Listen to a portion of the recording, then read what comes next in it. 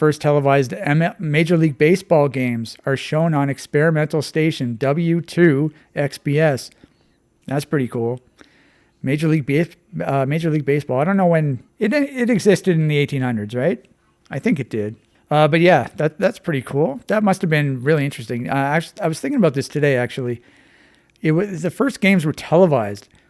So in order for people to actually watch that, they would have to be watching TV the same way I am watching it right now, with an antenna, outdoor antenna. Well, you could use one inside as well, and then coax cable into a television.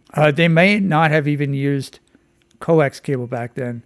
They may have used some, or like RG6. They definitely didn't use RG6, but they may have used some other form. Anyway, that's a long ass time ago, 1939. So I don't know. I don't know how far along TV was back then, but W2 XBS, wow.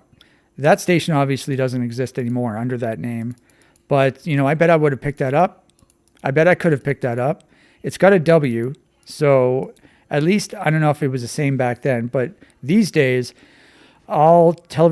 most television stations to the east of the Mississippi River start with W. That's as the call sign. And to the west of the Mississippi River, they start with a K.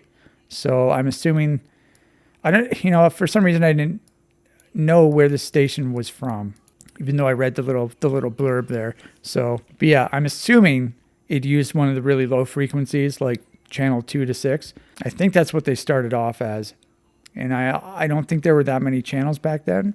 So those ones travel very, very far. So it's quite possible that I may have picked this up if I was around in 1939 and I had a gigantic TV antenna. There would have been a lot less interference back then. These days, there's so much electrical interference, it's really hard to pick up the low channels.